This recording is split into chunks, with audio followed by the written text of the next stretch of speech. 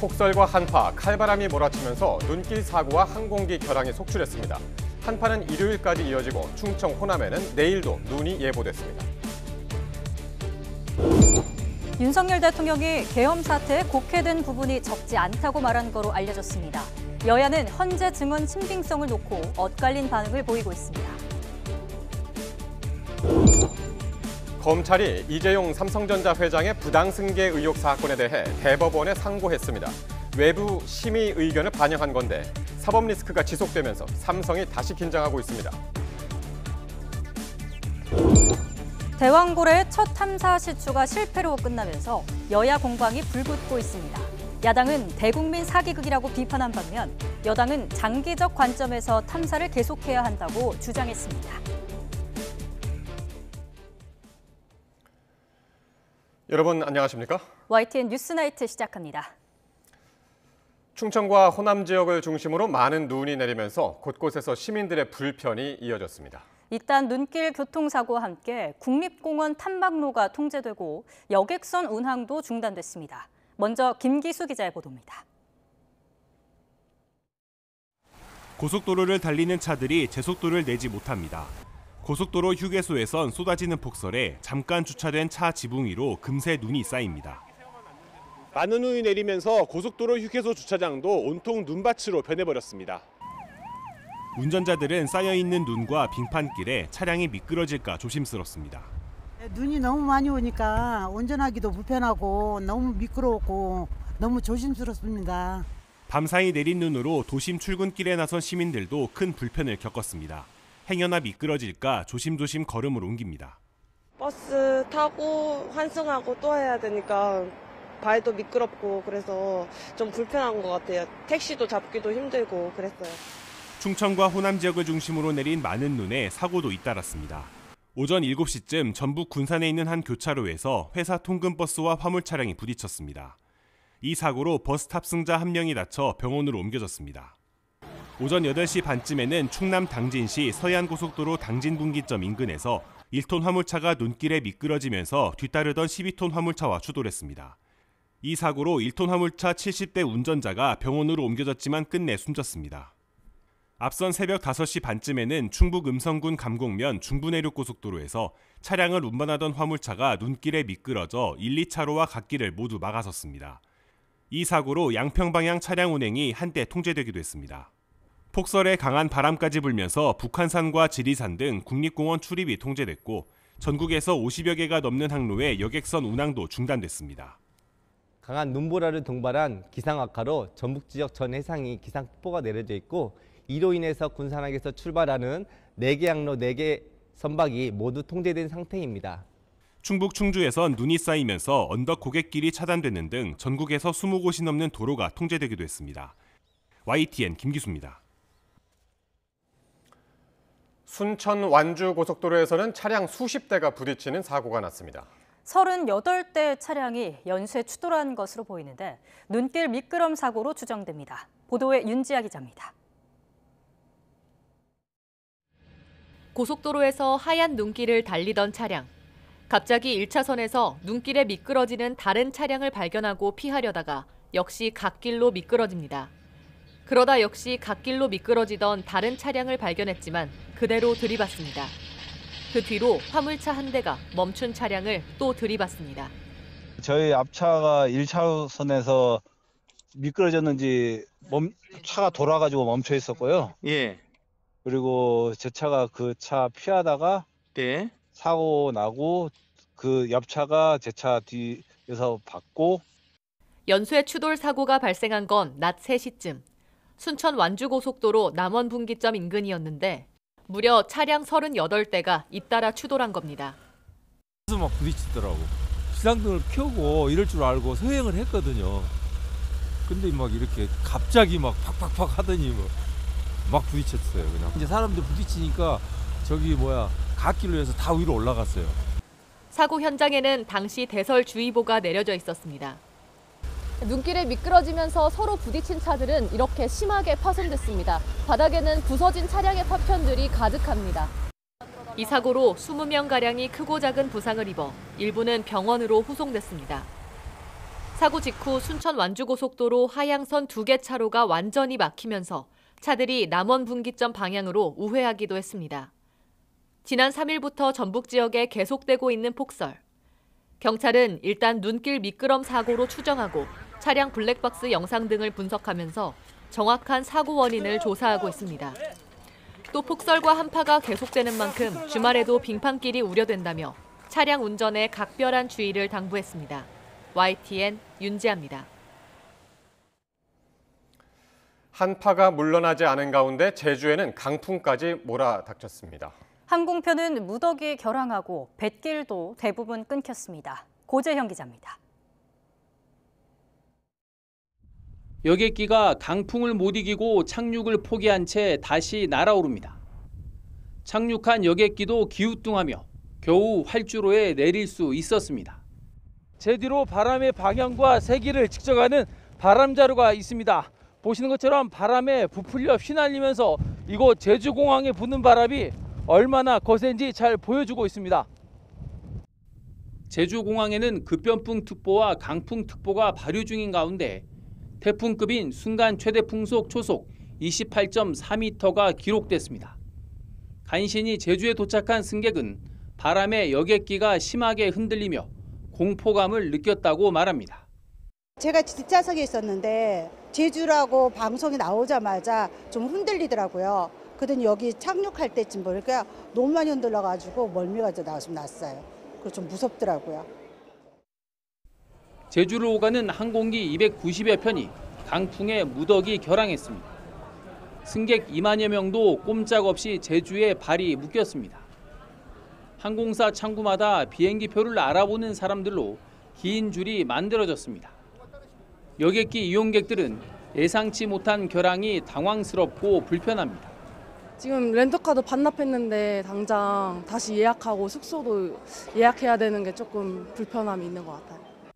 해상에도 강풍과 풍랑주의보가 발효돼 제주를 오가는 여객선 운항이 대부분 끊겼습니다. 또 강풍에 전봇대와 간판이 흔들리는 등 피해가 잇따라 소방당국이 안전 조치했습니다. YTN 고재영입니다. 내일도 전국적으로 강추위가 이어지고 서해안과 제주에는 많은 눈이 내릴 전망입니다. 내일 아침 기온은 서울 영하 13도 등 전국 대부분 지역에서 영하 10도 아래로 내려가고 낮 기온도 종일 영하권에 머물겠습니다. 서해안을 중심으로 눈도 계속 내려 내일까지 충청 지방은 3에서 8cm, 호남 지방은 최고 15cm 이상, 제주 산지는 모레까지 최고 20cm가량 많은 눈이 내려 쌓이겠습니다. 계엄 당일 윤석열 대통령이 직접 국회의원을 끌어내고 체포하라는 지시를 했다는 증언이 잇따르자 윤 대통령은 공작이라고 맞서고 있습니다. 국회 측은 반박할 가치도 없는 말이라고 일축했습니다. 염혜원 기자의 보도입니다.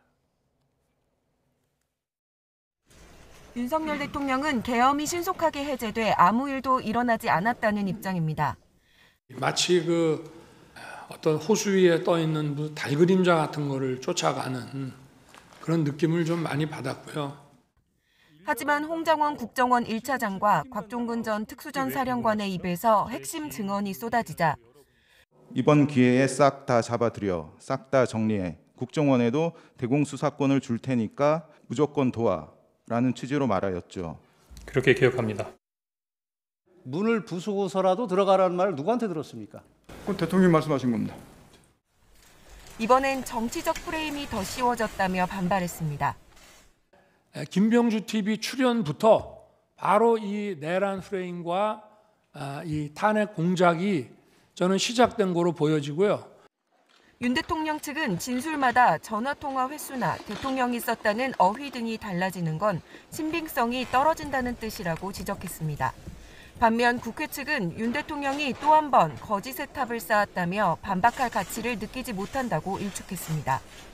윤 대통령은 핵심 증인들의 진술을 흔들며 탄핵 심판에서 유리한 고지를 점하려는 것으로 보이는데 당사자들은 중요 인물 체포와 국회의원을 끌어내라는 대통령의 지시는 분명했다며 양측이 첨예하게 맞서고 있습니다.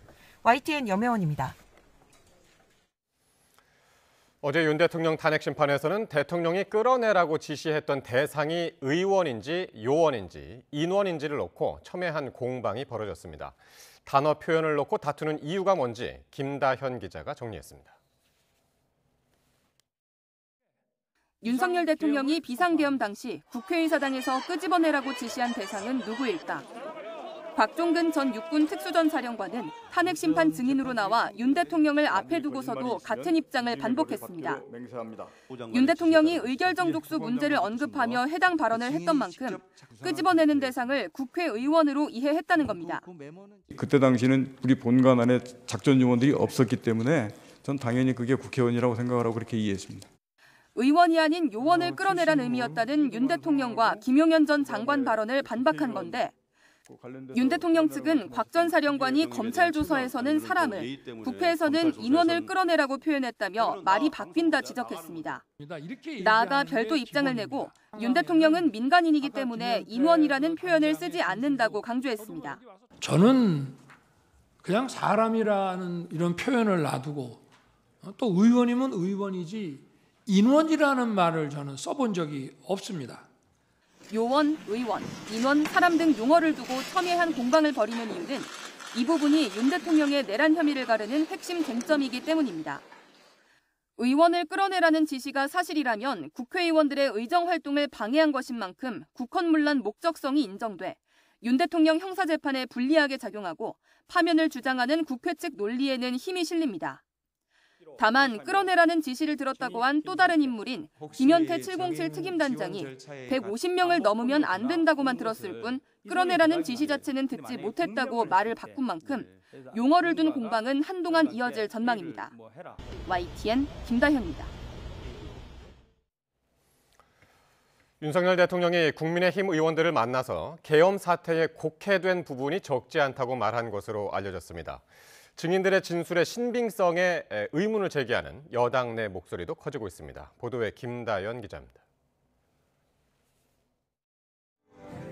윤 대통령은 구치소를 찾은 국민의힘 윤상현, 김민전 의원을 만난 자리에서 탄핵 심판에 직접 출석하기를 잘했다고 말한 거로 전해졌습니다. 자신의 비상계엄 선포에 곡해된 부분이 있다는 뜻인데 국회 봉쇄나 정치인 체포 지시 의혹이 잘못 알려졌다는 주장으로 풀이됩니다. 민주당이나 이제 좌파는 강력하게 카르텔 형사하고 집요하게 싸우지 않냐. 헌법재판소에 나가 보시니까 야 이제서야 좀 알겠다. 이런 식으로 너무 곡해가 돼 있구나. 그래서 이는 곽종근 전 특전사령관이 민주당 의원 유튜브에 출연한 시점부터 내란 프레임이 시작됐단 윤 대통령 탄핵 심판 공개 발언과 비슷한 맥락으로도 해석됩니다. 여당 의원들도 곽 전 사령관 증언에 신빙성을 깎아내리는데 힘을 보태는 분위기입니다. 모순투성이, 오염된 기억으로 인한 사실 왜곡이란 비판도 나왔는데 당 일각에선 숲이 아니라 나무만 봐선 안 된다는 지적도 제기됩니다. 대통령이 어떤 표현을 썼는지를 떠나 국회의원들을 끌어내라고 지시했다는 곽 전 사령관 주장 자체가 바뀌지 않았다는 데 주목해야 한다는 취지입니다. 당 지도부는 공개 평가는 자제하는 대신 민주당 이재명 대표의 재판 5개로 시선을 돌리는 데 초점을 맞췄습니다. 선거로 죄악을 덮어보려는 대표성 출마의 꿈은 이제 포기해야 합니다. 여당 지도부는 개인의 방어권 차원이라며 대통령 탄핵 심판만큼은 말을 아껴왔습니다. 호재일지 악재일지 예단할 수 없기 때문인데 핵심 증인들의 엇갈리는 진술이 여론을 흔들 변수로 작용하길 기대하는 눈치도 읽힙니다. YTN 김다연입니다. 더불어민주당은 탄핵 심판에 출석한 윤 대통령이 입만 열면 거짓말을 하고 극우 세력을 선동한다며 비난했습니다. 탄핵을 공작이라고 주장한 데에는 대통령의 책임을 회피하고 부하에게 책임을 떠넘기려 한다고 지적했습니다. 이준엽 기자가 보도합니다. 민주당은 윤 대통령이 구치소 접견을 온 국민의힘 의원들에게 좌파 카르텔 운운하는 모습이 한심하기 그지없다고 쏘아붙였습니다. 탄핵 심판에서 자신의 내란 혐의가 속속 드러나자 모든 게 공작이라며 극우 지지자들을 선동하고 있다고 날을 세웠습니다. 아무 일도 일어나지 않았다. 이런 예. 명언을 계속 발표하고 있어요. 그래도 박근혜 대통령은 최순실도 내가 시켰다. 내 죄다. 또 윤 대통령이 심판장에서 인원이라는 표현을 쓴 적이 없다고 했지만 불과 1분 15초 뒤 인원이라는 표현을 3차례 연속으로 썼다며 입만 열면 거짓말을 한다고 맹비난했습니다. 여러 증언과 증거가 쏟아지는데도 윤석열은 상식적으로 납득하기 어려운 궤변을 늘어놓고 있습니다. 특히 윤 대통령이 자신의 불리한 진술을 한 곽종근 전 특전사령관과 홍장원 전 국정원 차장이 야당의 탄핵 공작에 회유를 당한 거라 한 데에는 그런 적 없다면서 오히려 곽 전 사령관의 증언으로 탄핵 주요 쟁점의 입증이 8분 응선은 넘었다고 강조했습니다. 저에게 처음으로 양심 고백하는 걸로 알았는데 사실은 저 전날 검찰에 출두해가지고 거기서 자수서를 이미 냈더구만요. 비명계인 김경수 전 경남도지사도 윤 대통령의 헌재 변론을 보고 있기가 힘들다고 깎아내리며 내란 상황에서 정권이 연장되면 세계적 웃음거리가 될 거라고 꼬집었습니다. 국민들도 아마 비슷한 심정이실 것 같은데 사람이 얼마나 구차해질 수 있는가 하는 좀 일종의 구차함의 끝을 보는 느낌. 야당 내에선 윤 대통령이 주장하는 공작 프레임이 자신의 탄핵 심판에도 중도층 여론에도 도움은 안 될 거라는 평가가 적지 않습니다. 하지만 강성 지지층 결집도에는 촉각을 곤두세우며 맞불 여론전에 공을 들이는 모습입니다. YTN 이준엽입니다. 서울 서부지방법원 폭력 사태에 가담한 혐의를 받는 4명이 추가로 구속됐습니다. 서울 서부지법은 폭력행위 처벌법상 공동주거 침입 혐의를 받는 A씨 등 4명에 대해 구속영장을 발부했습니다. 재판부는 이들이 도망갈 염려가 있다고 구속 사유를 설명했습니다. 구속된 4명 가운데는 검은 복면을 쓰고 법원 기물을 부수는 장면이 유튜브 영상에 포착됐던 20대 남성도 포함됐습니다. 민주당이 국민소통 플랫폼을 출범하고 문재인 정부 시절 외교통을 외교안보특보로 임명하는 등 사실상 조기 대선 준비에 나섰다는 분석이 나옵니다.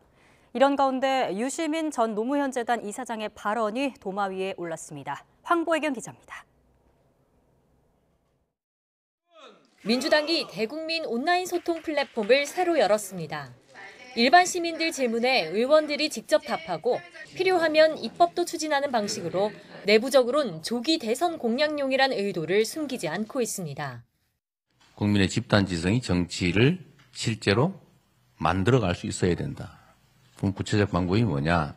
그중에 하나가 저는 이 녹서 작업이라고 생각해요. 노무현 문재인 정부 시절 외교통인 김현종 전 통상교섭 본부장을 이재명 대표 외교안보 특별보좌관으로 임명한 점도 주목할 부분입니다.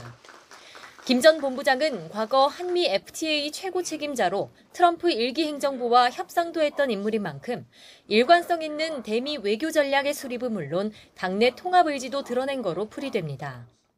하지만 통합 행보가 뜻대로 풀리진 않고 있습니다. 이번엔 유시민 전 노무현 재단 이사장의 최근 발언이 문제가 됐습니다. 이재명 네가 못 나가지고 지난번 댄스 때 진 거야 이런 소리 하고 왜 망하는 길로 가냐 이거야. 이에 비명계로 분류되는 고민정 의원은 이른바 일극체제를 겨냥한 날선 비판을 이어갔고 저는 그 입틀막의 현상이 우리 당 안에서도 벌어지는 건 이미 오래전부터 벌어진 일이라고 생각합니다. 정세균 전 국무총리 역시 다양성이 존중되지 않는 획일적인 팀은 힘이 없다고 꼬집었습니다. 김경수 전 경남도지사는 민주당 복당이 결정된 뒤 더 큰 민주당으로 가는 계기가 되길 바란다며 뼈 있는 말을 남겼습니다. 민주당은 정책 중심의 당 운영과 능력 위주의 탕평 인사로 조기 대선 가능성에 대비한다는 전략인데 박스권에 갇힌 당 지지율 속에 이재명 대표를 향한 비판의 목소리가 좀처럼 수그러들지 않는다는 점은 고민으로 남아 있습니다. YTN 황보혜경입니다. 더불어민주당 이재명 대표는 자신의 SNS를 통해 김경수 전 경남도지사의 복당을 환영한다고 밝혔습니다. 이어 김 전 지사의 당을 위한 애정과 국민과 나라를 위한 충정을 이해한다고 적었습니다. 그러면서 더 큰 민주당을 위해 노력하겠다며 더 나은 세상을 함께 만들어가자고 덧붙였습니다. 해뜰 날, 네 박자, 차표 한 장 등 수많은 트로트 명곡을 남긴 가수 송대관 씨가 심장마비로 별세했습니다. 고인은 1990년대 이후 발라드와 댄스 음악이 주도하던 가요 시장에서 트로트의 명맥을 지켰다는 평가를 받습니다. 박순표 기자입니다.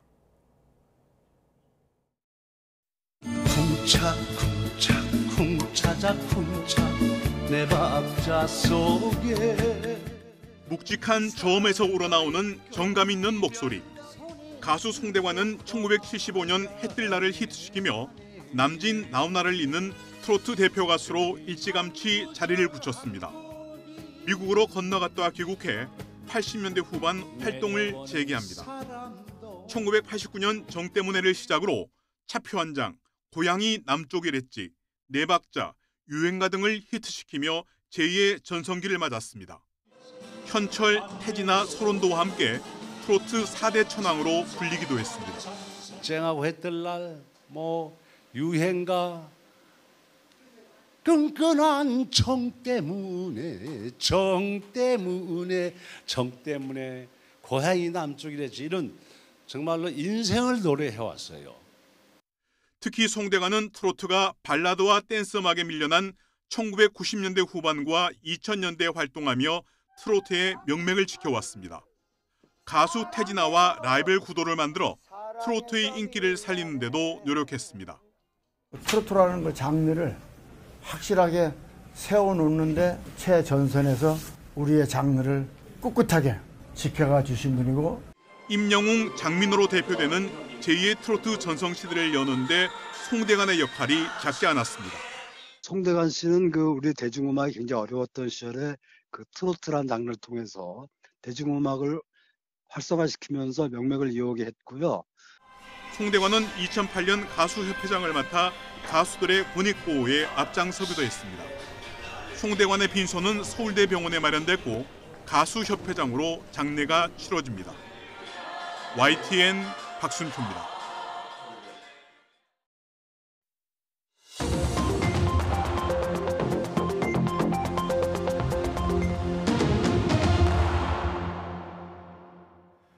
정치권 관심 뉴스 짚어보는 포커스 나이트 시간입니다. 오늘은 윤희석 전 국민의힘 대변인, 성치훈 민주당 정책위 부의장 나오셨습니다. 두 분 어서 오십시오. 자, 어제 얘기를 안 할 수가 없습니다. 윤 대통령 탄핵 심판 6차 변론기일이었는데 이 자리에서 곽종근 전 특전사령관하고 윤 대통령 측이 정면 충돌했습니다. 윤 대변인님, 먼저 곽 전 사령관은 국회에서 끄집어내라 했던 그 대상을 인원으로 들었는데 국회의원으로 이해했다라고 했고, 대통령 측은 안전 문제 확인차 전화했을 뿐이지 끌어내라고 한 적이 없다. 네, 그렇게 얘기했는데 누구 말에 더 신빙성이 있다고 보십니까? 진실은 두 분만이 아시겠죠. 이게 녹음된 것도 아니고 그것을 따로 들은 사람도 제가 볼 때는 없는 걸로 보입니다. 두 가지가 있죠. 지시를 내렸느냐, 지시를 내렸다면은 그 인원이라고 하는 사람을 누굴 지칭을 하는 거냐, 이제 두 가지인데, 윤 대통령은 평소에 인원이라는 단어 자체를 쓰지 않기 때문에 그런 명령 자체를 안 했다는 얘기고, 곽종근 사령관은 명령을 들었고 거기서 인원이라는 단어를 들었는데 나는 그것을 국회의원이라고 생각을 했다. 이겁니다. 그럼 이게 왜 이렇게 중요하냐?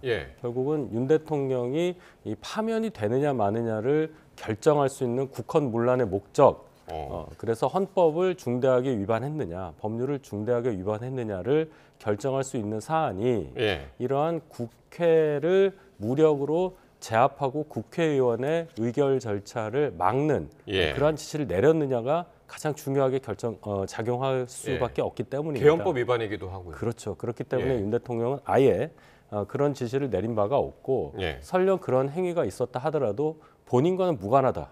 이것을 증명하기 위해서 어제 헌재 심판 과정에서 직접 그런 말씀을 하신 걸로 저는 이해합니다. 절대적으로 인정할 수가 없는 윤 대통령 측 입장에서는 부의장께서는 어떻게 보셨습니까? 지금 인원이라고 했다고 하더라도, 국회의원이라는 단어를 쓰지 않았다 하더라도 지금 곽종근 전 사령관이 의결정족수 이야기를 하지 않습니까? 그리고 150명 이야기를 합니다. 그러면은 안에 있는 요원이나 그 당시 국회 안에 있던 거는 곽종근 전 사령관이 전화를 받았을 당시에는 요원들이 국회 안으로 들어가기 전이기 때문에 그럼 국회 안에 있던 사람들은 당직자이거나 보좌진이거나 아니면 사무처 직원이거나 아니면 국회의원이거든요. 그러면 150명으로 의결 정족수로 표현할 수 있는 사람은 국회의원밖에 없습니다. 예. 당연히 국회의원을 끌어내라고 한 것이죠. 그러니까 지금 대통령은 뭔가 손바닥으로 하늘을 가리려고 하고 있는 것 같은데요. 사실 화요일 날도 뭔가 홍장원 제1차장에 대해서 뭔가 그리고 이진우 사령관과 막 좀 입을 맞추면서 뭔가 거짓말을 했었지만 그런 것들 다 드러났거든요. 뭔가 이진우 사령관 처음에 통화했다는 사실도 얘기를 안 하다가 예. 결국 그 변호인의 뭔가 신문을 하다가 실수로 뭔가 전화했다는 것도 밝혀지고 예. 그리고 지금 최근에는 또 이진우 그 사령관의 수행장교가 대통령과 통화하는 거 똑똑히 들었다. 그리고 사람들 끌어내라고 하는 얘기도 들었고 총까지 쏘라고 하는 얘기를 들어서 나는 허공에 총을 쐈을 때 사람들이 당황하고 그때 문을 여는 장면을 상상했다라고 구체적으로 진술까지 했습니다. 예. 그렇기 때문에 그때도 거짓말한 게 드러났지만 이번에 역시 마찬가지입니다. 지금 곽종근 전 사령관이 그 예하부대 직원들과 그 마이크 이 전화 통신 수단이 연결되어 있었는데 예. 윗사람들 대통령이나 김용현 전 장관과 통화하는 것이다. 마이크 폰을 열어놓고 했기 때문에 다 밑에 부하 직원들이 많이 들었다고 하지 않습니까? 예. 거기에 분명 국회의원 뭐 끌어내라 이런 얘기들을 들은 사람이 많습니다. 그렇기 때문에 곽종근 전 사령관만 들은 게 아니기 때문에 대통령이 아무리 거짓말하고 곽종근 전 사령관을 이상한 사람으로 몰아간다 하더라도 듣고 들었던 사람들이 많다는 점. 그러니까 지금 말씀하신 대로 곽종근 전 특전사령관이 그 계엄 당일날 지시를 할 때 뭐 1대1로 통화를 해서 한 게 아니라 어제 얘기를 듣고 보니까 전체 화상회의 중에 이야기를 했고 그게 마이크를 통해서 이제 다른 사람들까지 이제 들어서 저희가 사실 이렇게 이렇게 탄핵 심판 저희 나온 증인들의 얘기만 놓고 보면은 과연 그랬을까라고 싶으면서도 다른 사람들의 얘기를 또 한번 들어야 되는 그런 상황이 될 것 같습니다. 예. 어느 정도 이제 그런 얘기들이 보도가 됐었고 예. 지금 이 헌재 심판 과정에서 이러한 첨예한 갈등이 나오니까 또 한 번 보강돼서 또 보도가 되는 과정 중에 있습니다. 많은 기사가 오늘도 나왔는데요. 예. 결론적으로는 윤 대통령 또는 윤 대통령 측의 얘기만 들어보면 곽종근 사령관이 스스로 뭔가를 그냥 독단으로 지시를 했거나 또는 김용현 장관에게 들어서 뭔가를 했다 이렇게밖에는 이해가 안 되는 것이죠. 예. 그래서 윤 대통령 쪽에서는 아예 지시 자체가 없다 예. 이런 주장을 하는 걸로밖에 이해가 안 되는 거고 물론 주변에서 곽종근 사령관이 지시 내용 뭐 통화하면서 얘기했든지 어쨌든 간에 말한 것을 동일한 내용으로 들은 사람이 많다 하더라도 그것이 예. 직접 윤 대통령이 했던 말이 그대로 옮겨졌다 예. 이렇게 보기도 또 확실한 증거가 없기 때문에 예. 어느 정도 정황은 알 수 있겠으나 직접적으로 100% 확신할 수 있는 그런 상황은 안 된다. 따라서 이것은 전적으로 헌법재판관들의 판단에 그렇죠. 맡겨야 된다 이런 말씀드립니다. 그래서 곽종근 전 사령관의 지시를 직접 받았던 김현태 707 특임단장 이야기가 그래서 상당히 어제 주목을 받았는데 그럼 그 이야기가 어떻게 흘러왔는지 그 지시가. 근데 김현태 단장도 어제 이야기가 좀 그 전에 했던 이야기랑 많이 달라졌단 말이에요. 그러니까 왜일까요? 끌어내란 지시를 들었었다고 했다가 끌어내란 지시까지는 없었다라고 바꿨죠. 근데 국회의원이라는 단어도 못 들었다고. 그렇죠. 근데 추가적으로 그런 얘기를 했죠. 150명 되면 안 되는데라고 곽종근 전 사령관이 이야기하는 걸 들었다고 했습니다. 그러면서 뭔가 강압적인 내용이 아니고 뭔가 좀 사정하듯이 이야기를 했다고 했습니다. 그러니까 김현태 수사단장 특임단장 입장에서는 뭔가 본인에게 그 국회의원들을 끌어내라라는 직접 명령은 듣지 않았지만 곽종근 전 사령관이 관련된 이야기를 하는 건 들었다고 또 진술을 했습니다. 그렇기 때문에 곽종근 전 사령관이 어떻게 보면 본인의 그 부하 직원이라고 할 수 있는 부하 병사인 이 그 김현태 단장에게는 명령을 하지 않은 거죠. 왜냐하면 주저주저하면서 본인도 이거를 시켜도 되는 건가라는 위에서부터 명령을 받아서 본인은 명령을 하달받았지만 이걸 과연 해도 되는 건가라는 좀 내부 갈등, 자기만의 갈등이 있었던 거라고 보고요. 그렇기 때문에 부하 직원에게 피해를 주지 않기 위해서 저는 명령을 내리지 않은 것이지 뭔가 본인이 전달을 받지 않았기 때문에 대통령이나 김용현 전 장관으로부터 그런 명령을 받지 않았기 때문에 전달 안 한 게 아닙니다. 분명 본인 선에서 끊기 위해서 끊어진 단계라고 좀 보면 될 것 같습니다. 예.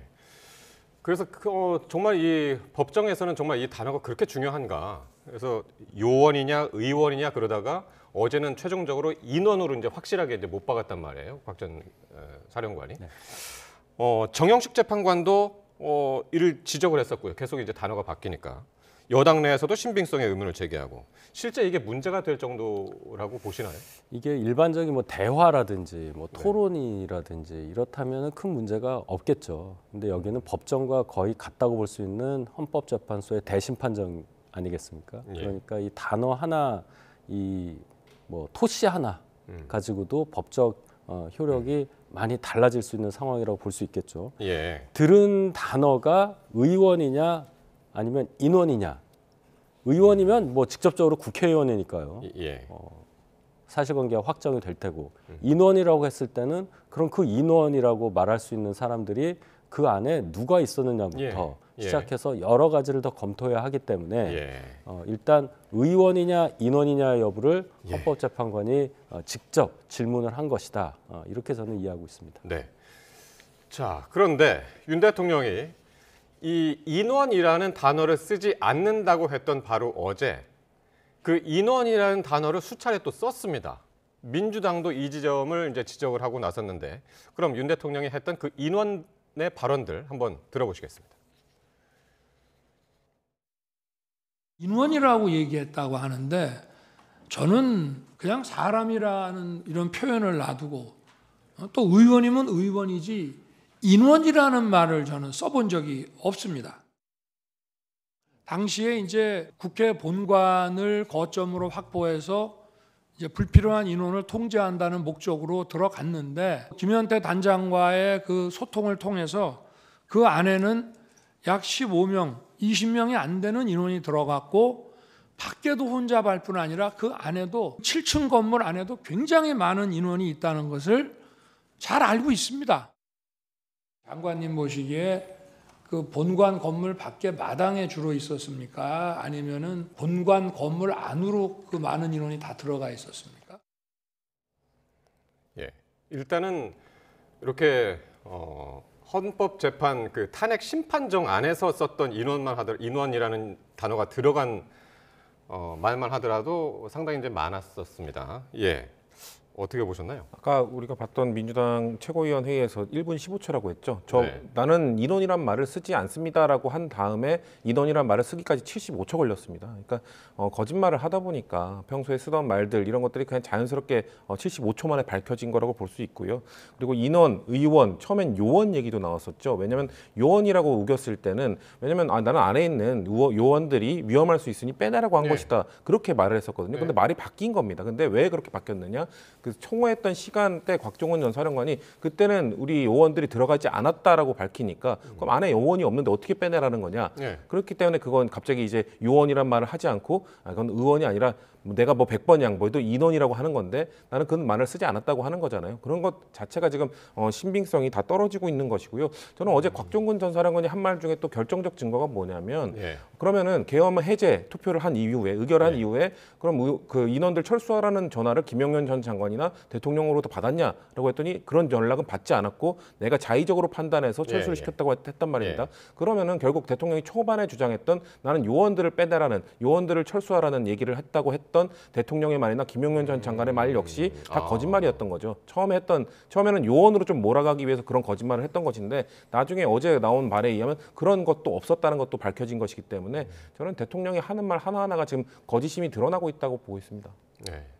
요원도 안 썼고 인원이라는 이야기도 안 썼고 거의 다 지금 이제 부인을 하는 그런 상황인데 어쨌든 저게 탄핵 심판에서는 굉장히 중요한 지점이다. 아까 이제 대변인님 말씀하셨지만은. 예.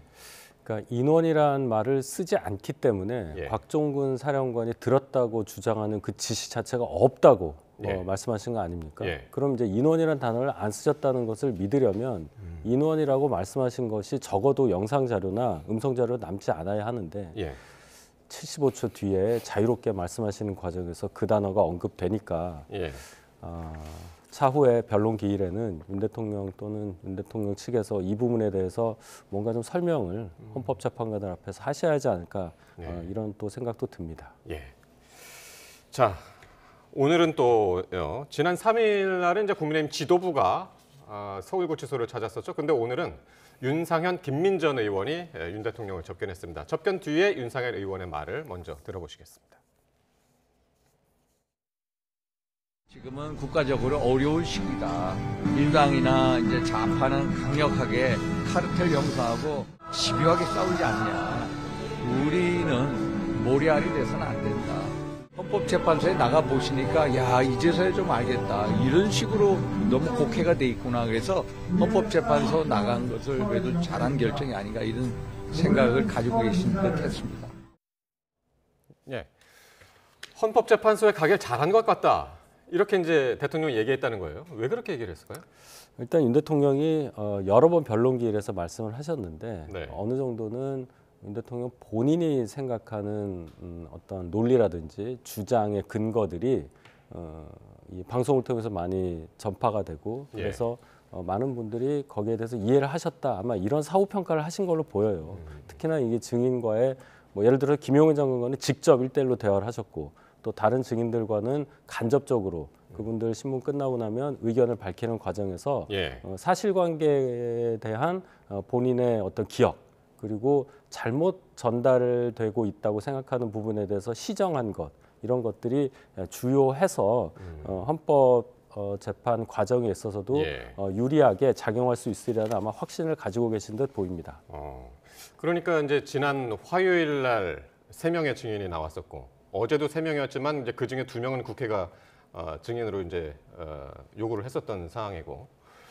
근데 국회 측에서 보면은 윤 대통령이 지금 자신이 이제 뿌듯해하는 거 아닙니까? 저런 반응을 보면은. 그렇죠. 국회 측에서는 그만큼 또 당황스러운 결과였을 것 같기도 하고요. 왜냐하면 뭐 이진우 사령관, 뭐 여인현 방첩사령관 주요 증인이죠. 근데 네. 그 둘이 검찰에서 진술했을 때랑 지금 헌법재판소에서는 답변이 제한된다고 말하거나 아니면 입장을 좀 바꾸거나 이런 것들은 사실상 국회 측이 예상했던 것들은 아니죠. 근데 이진우 사령관의 이야기도 사실 이진우 사령관의 수행장교 입을 통해서 거짓임이 어느 정도 드러나고 있고 여인현 방첩사령관 이야기도 마찬가지입니다. 본인은 체포나 이런 이야기를 한 적이 없다고 말하지만 실질 실행 단계에 있는 뭐 김대우 전 수행단장이나 그러면 아니면 또 그 다른 실무 단위에 있는 사람들의 입을 통해서 분명 나는 체포 명령을 받았다라고. 그럼 방첩사에 있는 수사단장에게 체포 명령을 내릴 수 있는 사람이 누굽니까? 여인형 방첩사령관밖에 없거든요. 그렇기 때문에 그 헌법재판소 그날 변론기일 화요일 날은 목요일 날은 그렇게 입장을 바꾼 사람들 때문에 변론이 조금 뭐 난해한 부분이 있었지만 그 다른 거기에 출석하지 않은 예하 부하 직원들에 의해서 충분히 그 사람들의 거짓이 밝혀졌기 때문에 저는 큰 문제는 없다고 봅니다. 근데 지금 윤석열 대통령이 사실 그 화요일 날은 홍장원 제1차장, 목요일 날은 곽정원 전 사령관 본인과 입장을 달리하는 사람 이 2명을 타겟팅해서 마치 이 사람들이 거짓말을 하는 사람이랑 몰아가고 있거든요. 그래서 내란 프레임이라고 그랬고 탄핵 공작이라고 이야기를 그렇죠. 공작이라는 단어가 있으면서 이 어떻게 보면 자신의 부하 그 군인들에게 죄를 뒤집어 씌우고 있는데 참 너무 비겁한 게 이 사람들 곽정원 전 사령관 수십 년 동안 나라를 지키기 위해서 군인으로서 살았던 사람입니다. 근데 마지막 순간에 이 대통령 한 명 잘못 만나서 비상계엄의 명령을 좀 따랐다는 이유로 지금 본인의 어떻게 보면 평생의 커리어가 지금 다 무너질 위기에 처했습니다. 그런 사람에게까지 끝까지 이 사람이 잘못됐다, 이 사람이 거짓말하고 있다, 책임을 돌린다. 정말 무책임한 사람 아닙니까? 본인을 위해서 본인의 명령을 따르다가 본인의 평생의 업적을 지금 다 박살나게 생긴 사람에게 끝까지 책임을 돌린다. 정말 전 비겁하다는 말씀을 드릴 수밖에 없을 것 같습니다. 오늘 또 윤 대통령이 윤상현, 김민전 의원한테 이런 얘기도 했다고 그러죠. 좌파 카르텔이 강력한데 우리는 모래알이 돼서는 안 된다. 이건 어떤 의미로 받아들이면 됩니까? 윤 대통령이 말씀하신 것 중에 이제 이 탄핵 공작 뭐 이런 것들 그리고 이제 비상계엄령 발동하실 때도 이제 국가 전복 세력 뭐 이런 말씀을 많이 하셨는데 현 우리나라의 이 전국 상황 그리고 사회 상황을 볼 때 이 좌파라고 볼 수 있는 분들이 일종의 카르텔을 형성을 해서 윤 대통령이 집권한 이후에 계속적인 공격을 했고 그것이 주요한 가운데 국정 운영이 어려워져서 계엄을 발동할 수밖에 없었다. 뭐 이런 논리가 되겠죠.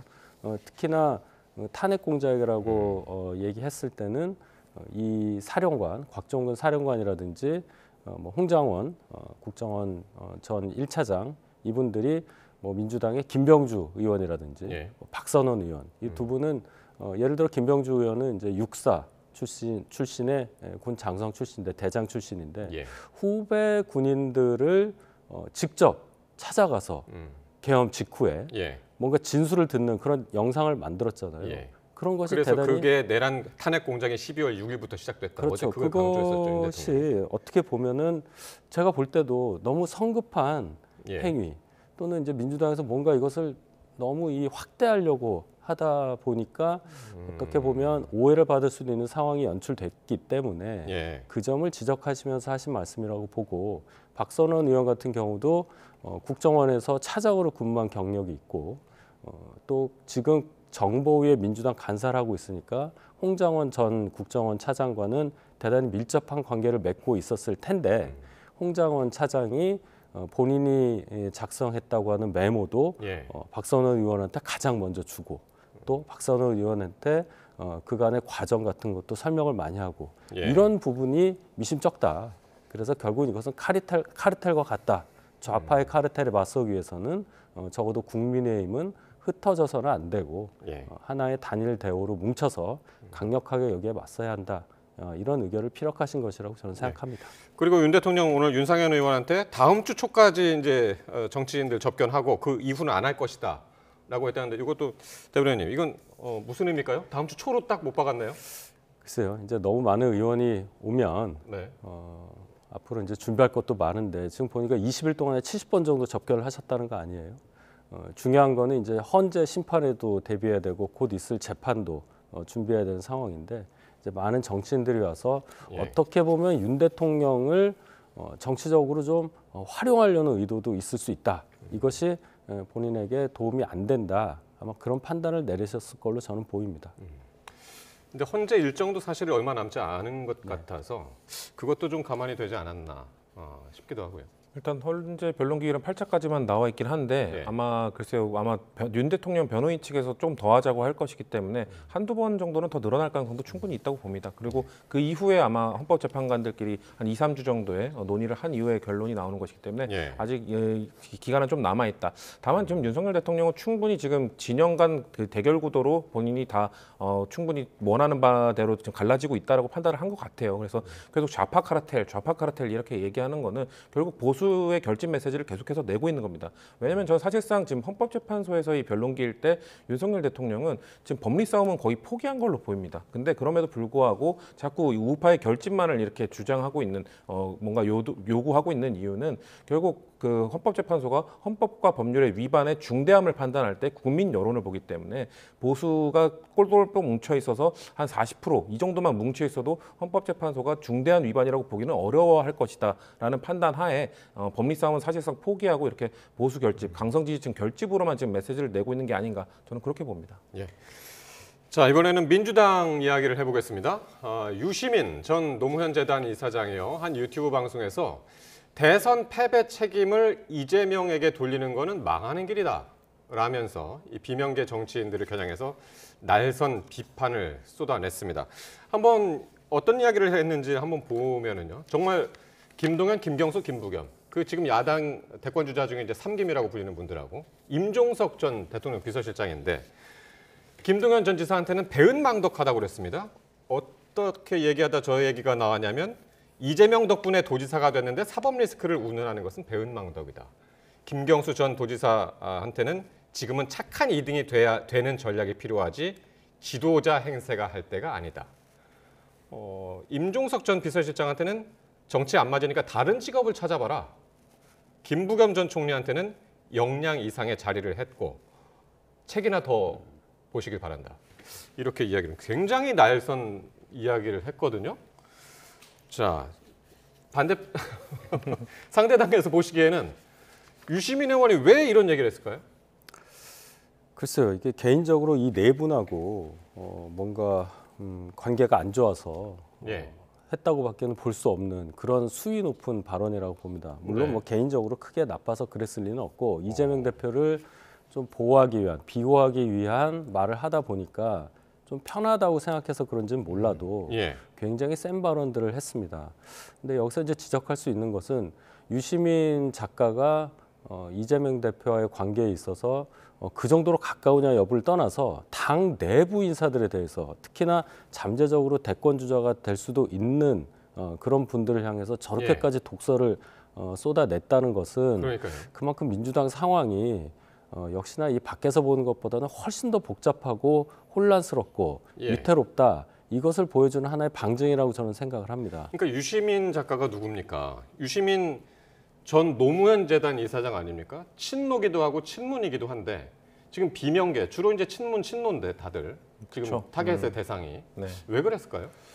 일단 뭐 저도 대선 패배의 책임을 이재명 후보에게만 있다라고 주장하는 건 잘못됐다고 생각합니다. 왜냐하면 대선 패배는 후보 요인도 있지만 정당 요인 그리고 그 이전에 있었던 문재인 정부의 실책도 분명히 존재하기 때문에 그런 것들이 복합적으로 나타난 건데 이재명 때문이었다라고만 주장하는 거는 비명계 후보들이 그런 메시지를 낸 건 잘못한 것이죠. 네. 하지만 그렇다고 해서 그들에 대해서 유시민 작가가 저런 식으로 비판하는 거는 저는 전혀 동의할 수가 없습니다. 그리고 저는 김동연 지사 같은 경우는 2022년에 대선 직후에 열렸던 밀월 선거 아니었습니까? 지방선거가 어려운 상황 속에서도 경기도지사에 당선된 분 아닙니까?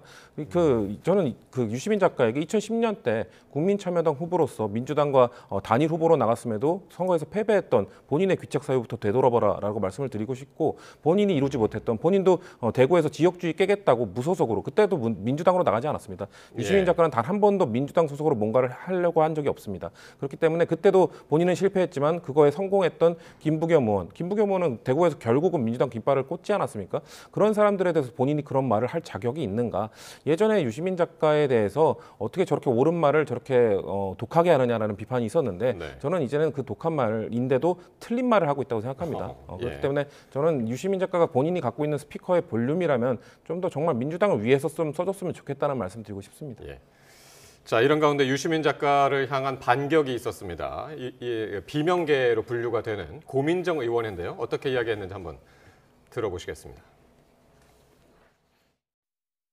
망하는 길로 가고 있는 민주당의 모습은 이미 오래전에 시작이 됐죠. 지난 몇 년 동안 그것에 대한 비판의 말을 하기만 하면 수박이라는 멸시와 조롱을 하는 그 현상들이 끊이지 않고 벌어졌습니다. 그때 유시민 작가께서 어떠한 역할을 하셨는지를 오히려 묻고 싶고요. 저는 그 입틀막의 현상이 우리 당 안에서도 벌어지는 건 이미 오래전부터 벌어진 일이라고 생각합니다. 고민정 의원의 수위도 좀 셌죠. 이재명 비판한다고 수박 취급당하고 멸시당하고 조롱당할 때 유시민 작가는 어떤 역할을 했냐. 어떻게 들으셨나요? 사실 저는 유시민 작가의 그 발언보다 고민정 발언을 훨씬 더 유심히 봤습니다. 고민정 의원은 재선 의원이죠. 지난번 이재명 대표 1기 때 유일한 비명계 최고위원으로서 있으면서 당 안에서 생각보다 많은 압박을 받았는데 어느 정도 좀 저항하는 모습을 보이다가 결국은 순응을 했어요. 그래서 이 지난 총선 공천 과정에서 보면 완전히 납작 엎드리는 모습까지 보여줬던 분이 이제 공천 끝났고 임기도 뭐 3년 이상 남은 상태니까 본심을 드러내면서 이제 센 발언을 하기 시작했다. 수위가 굉장히 높습니다. 입틀막이라는 단어는 민주당에서 윤석열 대통령 비난할 때 쓰던 말이에요. 그것을 딱 집어서 이렇게 얘기하고 망하는 길로 가는 것이 이미 오래전부터 있었다. 이 얘기는 뭐 사실에 부합한다고 본인이 생각하니까 비난 각오하고 한 얘기 아니겠습니까? 그래서 제가 아까 민주당 상황이 밖에서 보는 것보다 훨씬 더 혼란스럽고 굉장히 좀 어렵다 이렇게 말씀드린 겁니다. 무슨 일이 일어나도 꼭 일어날 것만 같은 그런 분위기가 좀 감지되는 그런 고민정 의원의 의미 있는 발언이었다고 저는 평가합니다. 아까 유시민 작가가 그 김부겸 총리한테 그랬죠. 책 좀 더 읽으시라고 그랬죠. 그랬더니 김부겸 전 총리가 본인의 그 인스타 그 쇼츠라고 그러나요? 유튜브 쇼츠에서 고마운 충고 잘 받았다. 책 많이 읽겠다 하면서 어떤 책을 들여보였냐면 어떻게 민주주의는 무너지는가 라는 책을 딱 들여보였습니다.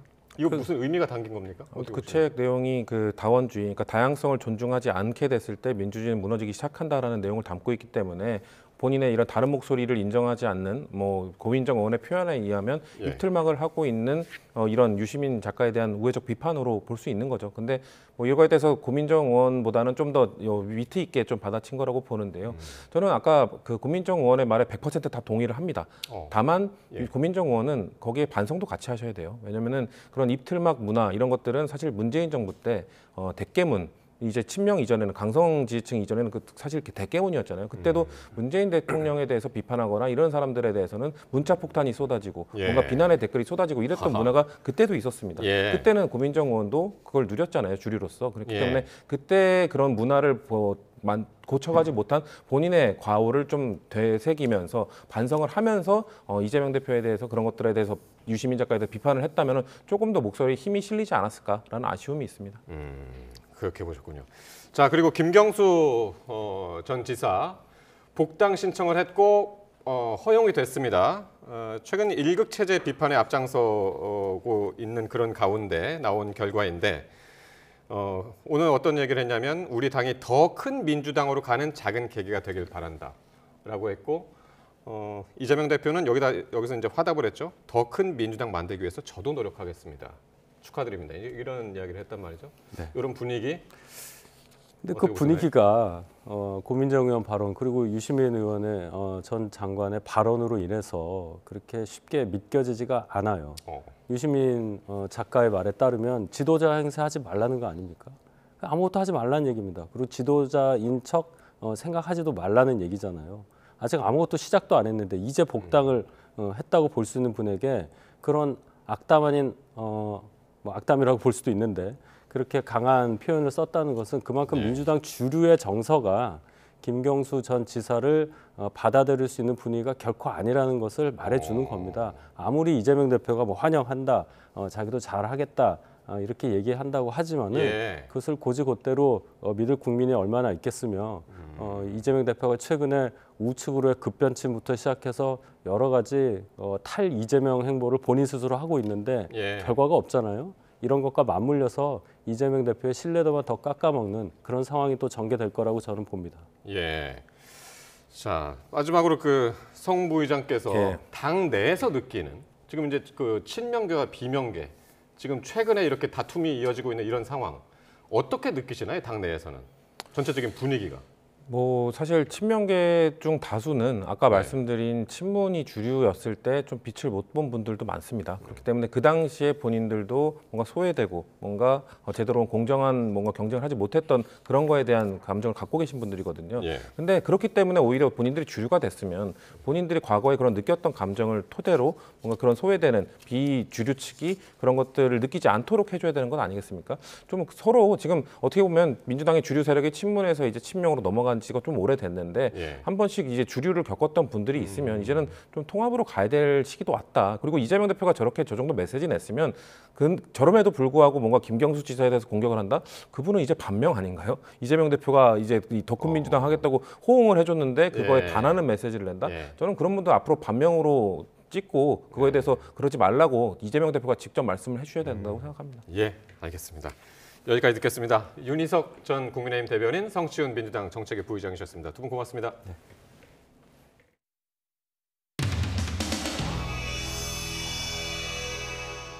그걸 뭘 잘났다고 그렇게 떳떳하게 이야기하십니까? 조용히 하세요! 제발 본인을 좀 돌아보세요, 강선영 의원. 야? 수방실형사 사령관 시기나 돼서 그랬지 그러면? 일반 사병이 그랬어?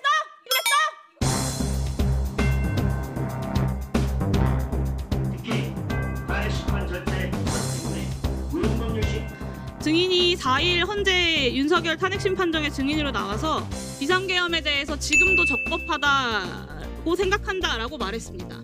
저는 지금도라는 표현에 상당한 충격을 받았습니다. 지금도 그렇게 생각하세요? 거기에 대해서 잠시 얘기할 수 있겠습니까? 지금도 적법하게 생각한다라고 생각하시냐고요? 지금도의 의미는 만약에 지금이라도 그 순간에서는 그렇게 적법하다고 생각할 거라는 얘기지. 왜 그렇게 적법하게 생각하셨습니까? 그게 제가 군인이기 때문에 그렇습니다. 군인이기 때문에가 어떤 의미입니까? 군인들은 그런 판단을 할 수 없다고 말씀하시는 거예요, 지금? 설명을 드릴까요? 아니면은 그냥 네라고 대답을 못하고 설명을 해야만 되는데. 법률 전문가인 검찰총장 출신의 대통령이 그렇게 판단했기 때문에 나는 적법하다고 판단했다라는 것 아닙니까? 수도방위 사령부의 사령관식이나 돼가지고 법률 판단을 뭐 어련히 알아서 군통수권자가 법률 전문가 출신이니까 했겠거니 라고 생각을 하지 않고 이야기하니까 결정을 하니까 내란 수계도 증인도 내란죄로 구속되는 상황까지 이르게 된 겁니다. 그걸 뭘 잘났다고 그렇게 떳떳하게 이야기하십니까? 이야기하니까 결정을 하니까 내란 속에도 증인도 내란대로 조용히 하세요. 강연 자제해 주세요. 질의고 있으니. 국민의힘 간사가 다른 의원 질의에 끼지 말자고 오전에 이야기했습니다. 제발 본인을 좀 돌아보세요, 강선영 의원. 야?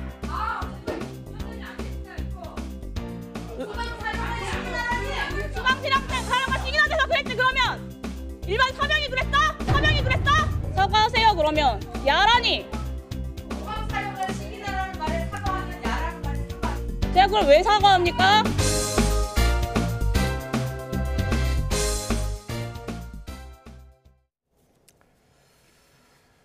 검찰이 이재용 삼성전자 회장의 회계부정 의혹 사건에 대해서 대법원에 상고를 제기했습니다. 외부 심의 의견을 반영한 건데 1심과 2심 판결에서 주요 쟁점에 대한 판단이 엇갈린 점을 파고들 전망입니다. 신지원 기자입니다.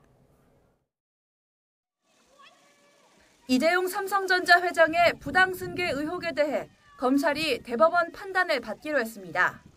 검찰은 만기 시한을 사흘 앞두고 대법원에 상고를 제기하면서 이 회장에게 무죄를 선고한 1심과 2심 재판부가 주요 쟁점에 대해 서로 엇갈린 판단을 내렸다고 강조했습니다. 또 지난해 삼성 바이오로직스의 2015년 회계가 부정하게 이뤄졌다고 인정한 행정법원 판결이 새롭게 나온 점과 과거 국정농단 사건 판결문에서 삼성물산과 제일모직 합병을 경영권 승계 목적으로 인정했던 것과도 배치된다고 지적했습니다. 검찰은 무엇보다 외부 전문가들로 구성된 형사상고심의위원회가 이 회장에 대해 상고 제기 의견을 모은 점을 반영했다고 설명했습니다. 비공개로 진행된 회의에는 서울중앙지검 소속 검사들이 직접 상고 필요성을 설명한 것으로 전해졌습니다.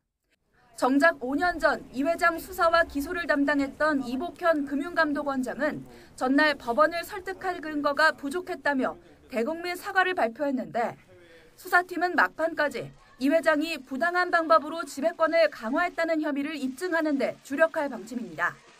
YTN 신지원입니다. 검찰이 이렇게 이재용 회장에 대해서 상고를 결정하자 삼성은 별도 입장은 내지 않은 채 말을 아꼈습니다. 돌아온 사법 리스크에 부담 없이 산적한 과제를 풀어나갈 수 있을 것이란 기대감은 수포로 돌아가고 말았습니다. 박기환 기자입니다. 이재용 회장의 부당승계 의혹 항소심 무죄 선고에 경영 전면 복귀를 기대했던 삼성. 이번 판결을 계기로 이제는 피고인들이 본연의 업무에 전념할 수 있게 되기를 희망합니다. 하지만 검찰의 상고 결정으로 다시 사법 리스크에 묶이면서 먹구름이 들이었습니다. 삼성은 공식 입장을 내지 않은 채 몸을 낮췄지만 실망감은 감추지 못했습니다. 삼성 관계자는 불확실성이 끝나지 않았다는 점에서 타격이 크다고 밝혔습니다. 앞서 이 회장은 항소심 무죄 판결 다음 날 오픈 AI CEO 샘 올트먼, 소프트뱅크 손정희 회장과 만나 한미일 AI 동맹에 신호탄을 쏘아올리며 자유로운 경영 활동에 대한 기대감을 높이기도 했습니다. Does Samsung decide to join the Stargate project? We will discuss. We have a very good discussion. 삼성의 위기는 코앞에 닥쳐 있습니다. 1년 반 넘는 수감 생활, 100여 차례의 법정 출석을 반복하는 가운데 반도체 주도권을 빼앗겼고 미래 먹거리도 찾지 못했습니다. 이재용 회장의 리더십 부활 역시 기대하기 어려워졌습니다. 그룹 컨트롤타워 설치와 등기이사 복귀가 불투명해졌고 인수합병 등 중요 결정에도 영향을 미칠 거란 전망이 나옵니다. 여기에 트럼프 2기 행정부의 관세 전쟁과 반도체 보조금 중단 문제도 여전히 숙제로 남겨진 상황. 무엇보다 지난 국정농단 사건과 같이 대법원에서 파기환송돼 사법 리스크가 더 연장된다면 이 회장이 리더십을 발휘할 기회는 물론 삼성을 되살릴 골든타임도 놓칠 수 있다는 우려의 목소리도 커지고 있습니다. YTN 박현입니다. 검찰이 인도 외유성 출장과 샤넬 자켓 대여 의혹을 받는 문재인 전 대통령의 부인 김정숙 여사를 무혐의 처분했습니다. 대통령 경호처 경호관을 통한 개인 수영 강습은 부당한 지시나 강요 정황은 없었던 것으로 확인됐습니다. 김설희 기자입니다. 지난 2018년 프랑스 국빈 방문 당시 문재인 전 대통령의 부인 김정숙 여사는 샤넬 측에서 한글 재킷을 빌려 입었습니다. 그런데 정치권을 중심으로 김 여사가 샤넬 재킷을 반납하지 않고 청와대 특수활동비를 써서 개인 소장하고 있다는 의혹이 제기됐습니다. 수사에 착수한 검찰은 8달 만에 김정숙 여사를 무혐의 처분했습니다. 검찰 조사 결과 김 여사는 지난 2018년 옷을 빌려 입은 뒤 샤넬에 반납했고 이를 개인 소장하거나 착용하는 과정에서 나라 돈을 쓰지 않은 것으로 확인됐습니다. 또 샤넬 측이 동일 모델을 증정하려 했지만 거절했고 청와대 협의를 거쳐 국립한글박물관에 기증한 것으로 조사됐습니다. 검찰은 샤넬 측이 김 여사가 착용한 재킷이 시제품이라 새롭게 제작한 한글 재킷을 기증했다고 설명했습니다. 김 여사는 지난 2018년 인도 타지마할 외유성 출장 의혹에 대한 혐의도 벗었습니다. 인도 측에서 먼저 일정을 제안한 데다 모디 총리 면담과 인도 영부인 오찬 등은 공식 일정으로 직권남용 내지 국고손실로 볼 수 없다는 겁니다. 검찰은 또 여사가 경호처 경호관에게 개인 수영 강습을 받거나 기업 CEO와 오찬을 하며 직권남용을 했다는 의혹에 대해서도 부당한 지시나 정황이 확인되지 않았다며 모두 불기소 처분했습니다. 다만 옷값 등과 관련한 특수활동비 사용 의혹에 대해서는 경찰이 수사 중인 사안과 혐의가 중복된다며 계속 수사한다는 방침입니다. YTN 김철입니다. 국민의힘은 문재인 전 대통령 일가에 대한 검찰의 신속하고 단호한 수사를 촉구했습니다. 신동욱 수석 대변인은 논평을 내고 검찰이 문재인 전 대통령 부인 김정숙 씨의 외유성 인도 출장과 샤넬 재킷, 경호원 수영 강습 의혹 등의 불기소 처분했다며 이같이 지적했습니다. 신 대변인은 그렇다고 이 문제를 둘러싼 정치적 도의적 책임까지 면죄부가 주어진 건 아니라며 무엇보다 김 씨 옷값 관련 특수활동비 사용 의혹에 검찰이 계속 수사할 거란 언론 보도도 있다고 지적했습니다. 더불어민주당은 검찰이 김정숙 여사의 외유성 인도 출장 의혹 등을 무혐의 처분하자 애초부터 무리한 수사였다며 사필 규정이라고 평가했습니다. 박경미 대변인은 서면 브리핑에서 검찰 수사는 김건희 여사 명품 가방 수수 사건을 제대로 된 수사도 없이 종결시킨 것과 너무도 대비되는 처사였다며 이같이 주장했습니다. 또 이번 사건을 정치 공세의 수단으로 삼아온 국민의힘의 사과를 요구하며 이제 전 정부를 겨냥한 정치보복 수사를 즉각 중단해야 한다고 지적했습니다. 고 전두환 씨가 내재하는 추징금을 환수하기 위해 정부가 유족 등을 상대로 낸 연희동 자택 소유권 이전 소송을 법원이 받아들이지 않았습니다. 앞으로 800억 원이 넘는 전 씨의 미납 추징금 환수에 난관이 예상됩니다. 윤웅성 기자입니다. 정부가 고 전두환 씨의 미납 추징금을 환수하기 위해 배우자 이순자 씨 등을 상대로 낸 부동산 소유권 이전 소송을 법원이 각하했습니다. 관련 재판이 시작된 지 3년 4개월 만입니다. 재판부는 형사사건의 각종 판결에 따른 채무는 원칙적으로 상속 대상이 되지 않는다며 전 씨가 사망하면서 판결에 따른 추징금 채권도 소멸했다고 볼 수밖에 없다고 밝혔습니다. 앞서 지난 2021년 10월 서울중앙지방검찰청은 서울 연희동 자택이 전 씨의 차명재산이라며 소유권 이전 등기 소송을 제기했습니다. 부동산 명의를 전 씨로 바꿔 추징금을 환수하겠다는 취지였는데 소송이 시작된 지 한 달 만에 전 씨가 숨졌습니다. 이후 전 씨 사망 전에 소가 제기됐기 때문에 명의 이전이 가능하다는 검찰과 법적으로 망자 이름으로 등기를 할 방법이 없다며 각하해야 한다는 변호인 측이 법적 공방을 벌여왔습니다. 이 씨 측은 늦게나마 당연한 결론이 나왔다며 환영한다는 뜻을 밝혔습니다. 추징금에 해당하는 돈을 갖고 있지 않았고 그 돈 때문에 말할 수 없는 수모를 겪었습니다. 전 대통령에 대한 추징금 채권이 모두 소멸됐다는 것을 선언한 의미라고 생각을 합니다. 전 씨는 지난 1997년 내란과 뇌물수수 등 혐의로 무기징역과 추징금 2,205억 원을 확정받았는데 아직 867여억 원의 추징금을 내지 않았습니다. 법원이 전 씨의 추징금 채무가 소멸했다고 판단하면서 앞으로 남은 추징금 환수에 난관이 예상되는 가운데 검찰은 조만간 항소 여부를 결정할 예정이라고 밝혔습니다. YTN 윤웅성입니다. 오늘 폭설의 여파로 수도권 곳곳에서는 교통사고가 잇따랐습니다. 여기에 지하철까지 지연되면서 눈길을 피해서 대중교통을 이용하려던 시민들도 큰 불편을 겪었습니다. 신기혜 기자입니다. 눈이 잔뜩 쌓여 앞이 보이지 않는 도로 한편에 트레일러 차량이 쓰러져 있습니다. 눈길에 미끄러지며 사고가 났는데 사고 충격으로 운전석과 화물칸이 분리됐습니다. 이 사고로 50대로 추정되는 운전자가 심정지 상태로 병원으로 옮겨졌습니다. 도로 한가운데에 덤프트럭 한 대가 넘어져 있고 양옆에 사고를 수습하기 위한 특수 차량이 서 있습니다. 다행히 다친 사람은 없었지만 폭설과 사고 여파로 차들은 거북이 걸음을 해야 했습니다. 다치신 건 없고 운전 미숙이죠, 운전 미숙. 눈길을 피해 지하철을 이용하려던 시민들도 불편을 겪었습니다. 서울 지하철 9호선 당산역 부근 선로에서 신호 이상이 발생해 종합운동장역 방면 열차들이 지연 운행됐습니다. 30분 정도 지연된 거 됐고요. 원래는 지금 이 시간이면 사무실에 들어가 있어야 되는 시간인데 한참 늦었습니다. 폭설 뒤에는 한파가 이어지면서 시민 불편은 한동안 계속될 것으로 보입니다. YTN 신기입니다. 오늘 오후 4시 50분쯤 전북 고창군 무장면 서해안고속도로 하행선 67km 지점에서 차량 6대가 잇따라 부딪혔습니다. 이 사고로 탑승자 1명이 가벼운 상처를 입어 병원으로 옮겨졌습니다. 눈길 사고이긴 했지만 눈이 쌓여 있어 차들이 서행한 탓에 큰 인명피해로 이어지진 않았습니다. 오늘 낮 1시 20분쯤 인천 만수동에 있는 교회의 20m짜리 첨탑이 10m 아래의 인도로 떨어졌습니다. 이 사고로 다친 사람은 없었지만 첨탑 일부가 통신선에 걸리면서 주변 건물에서 일시적으로 통신 연결이 끊겼습니다. 소방당국은 강한 바람으로 첨탑이 쓰러진 것으로 보고 추가 피해를 막기 위해 안전 조치를 했습니다. 오늘 새벽 갑자기 울린 긴급 재난 문자에 깜짝 놀라신 분들 많을 텐데요. 충북 충주시에서 규모 3.1의 지진이 발생했는데 다행히 인명과 시설 피해는 없는 것으로 파악됐습니다. 이성우 기자입니다.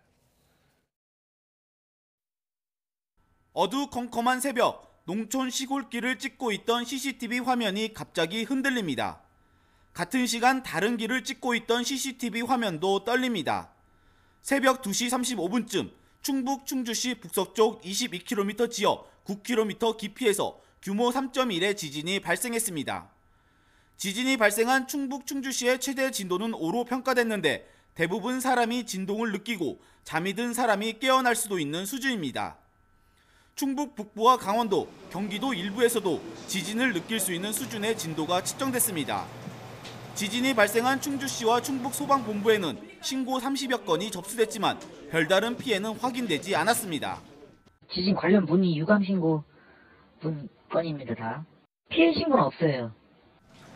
처음 기상청은 이동 속도가 빠른 지진파인 피파를 자동 분석한 결과를 바탕으로 지진의 규모를 4.2로 판단했지만 이후 상세 분석을 통해 규모를 낮췄습니다. 최초 추정 규모가 4를 넘기면서 지진 발생지인 충청권 인접한 경기 강원은 물론 서울과 인천, 전북, 경북, 경남 일부까지도 긴급 재난 문자가 발송됐습니다. 행정안전부는 지진이 나자 긴급 조치 등을 위해 중앙재난안전대책본부 비상 1단계를 가동하고 지진 위기경보 경계 단계를 발령했습니다. 충청북도와 충주시도 지진 발생 현장 상황 파악과 안전점검을 강화하고 피해가 확인되면 복구 지원에 나설 계획입니다. 또 여진에 대비해 마을 인근 대피 장소와 이재민 임시거주 시설 등을 지정하기로 했습니다. YTN 이소호입니다. 지금 들으신 것처럼 이번 충주 지진의 규모는 3.1로 분석됐지만 발생 초기에는 4.2로 추정이 되면서 전국 곳곳에 긴급 재난 문자가 울렸습니다. 그런데 최초 관측된 규모와 다시 측정한 규모가 왜 이렇게 차이가 큰 것이었을까요? 김민경 기자의 보도입니다. 이번 지진의 최초 추정 규모는 4.2.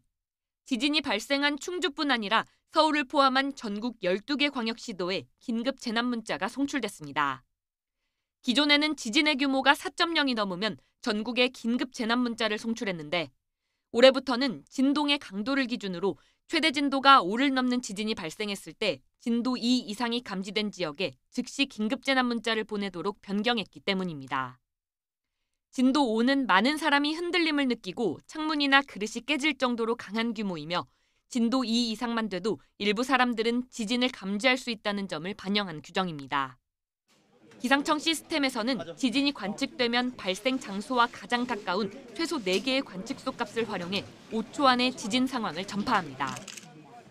이후 반경 100km 이내의 관측소 값을 토대로 정밀 분석을 거치는데 이번 지진의 규모는 이를 통해 4.2에서 3.1로 하향 조정됐습니다.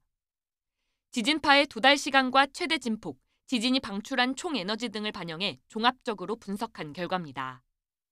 지진 조기경보 시스템이 운영되기 시작한 2021년 7월 이후 규모 3.5 이상의 지진 중 자동 분석된 규모가 조정된 경우는 8차례. 이 가운데 이번처럼 규모가 1 이상 크게 조정된 건 처음입니다. 기상청은 진앙과 인근 관측소의 거리가 가까운 점이 최초 관측값에 영향을 미쳤을 수 있다고 설명했습니다. 이제 진앙하고 아주 근접한 관측소가 분석에 활용되면은 좀 규모가 크게 분석될 수도 있거든요. 오늘 같은 경우는 아주 근접한 앙성이라는 관측소가 한 7km 떨어져 있었거든요. 정밀 분석을 통해 관측값이 달라지더라도 지진 발생 즉시 자동 조기 경보를 송출하는 체계는 꼭 필요합니다. 지진은 예측 불가능한 재난인데다 단 몇 초 만에 건물이 무너지는 등 큰 피해가 발생할 수 있어서입니다.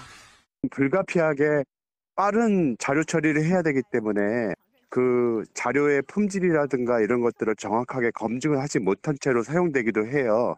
신속하게 하는 것이 안전을 담보하는 데 보다 더 효과적이기 때문에 이제 동일본 대지진 같은 경우에 보면은 최종적으로는 규모가 9.0이었지만은 조기 경보 당시에는 규모 7.2, 7.3 이렇게 나왔거든요.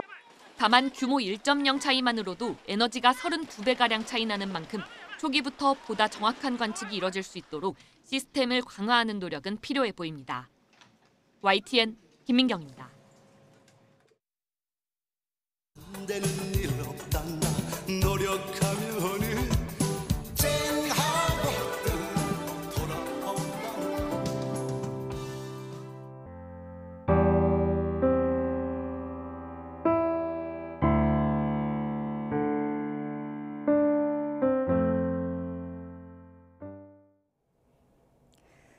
트로트 가수들의 대부, 송대관 씨 별세 소식에 빈소에는 동료들의 발길이 끊이지 않고 있습니다.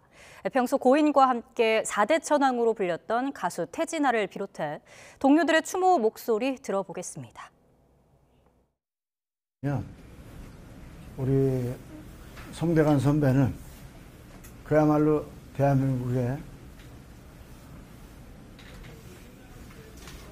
이 트로트라는 그 장르를 확실하게 세워놓는데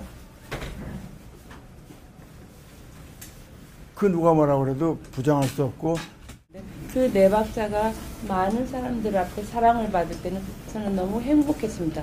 그 네 박자 제목이 저도 일조를 했구나.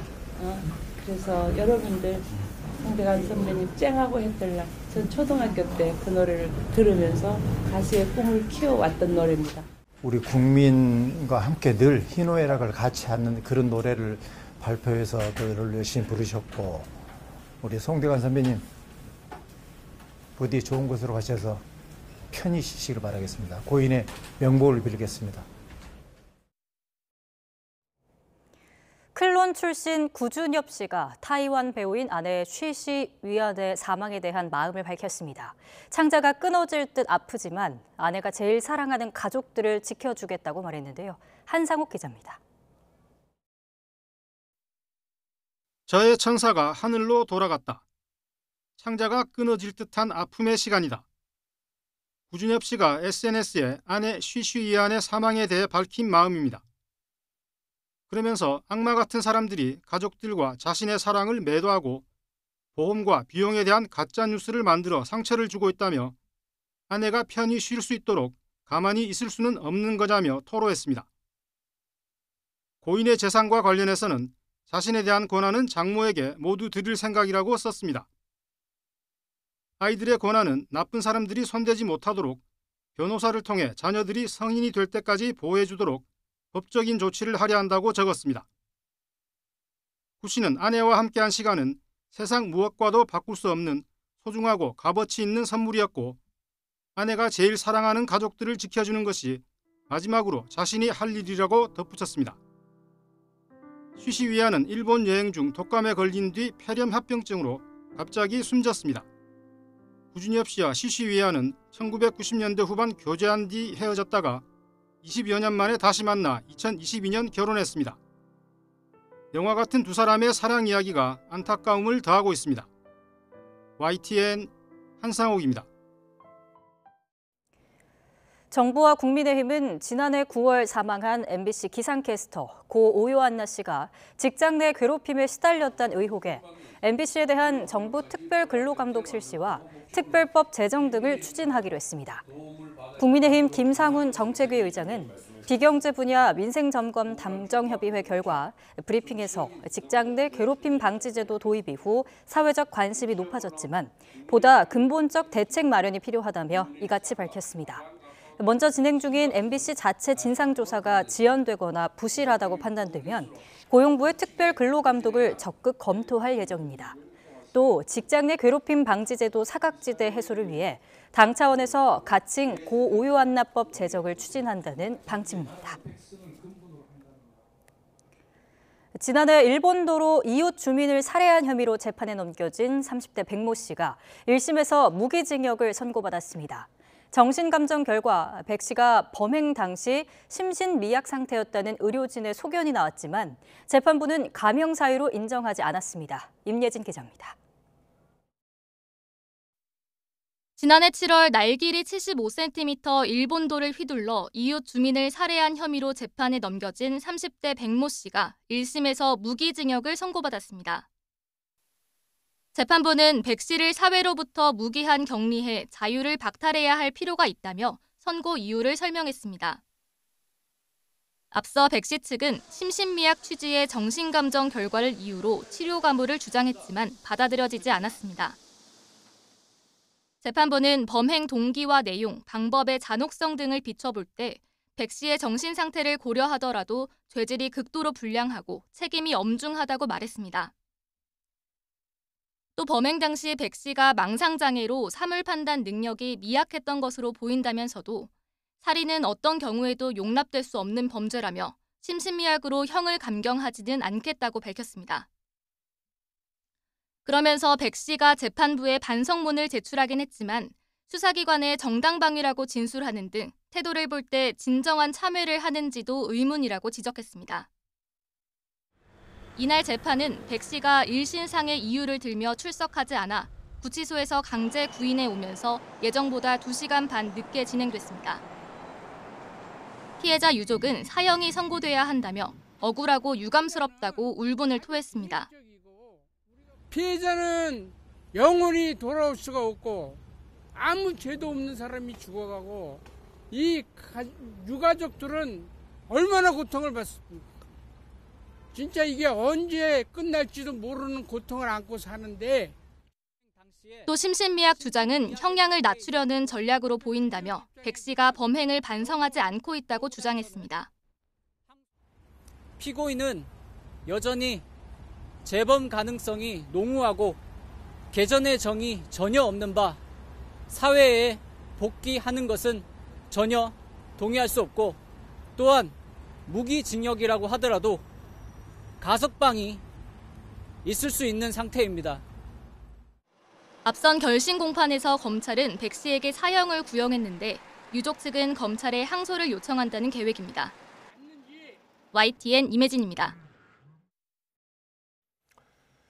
윤석열 대통령 측은 6차 변론기일에서 계엄 당시 대통령이 의원들을 끄집어내라고 했다고 증언한 곽종근 전 사령관이 민주당에 회유당했다는 의혹을 거듭 제기했습니다.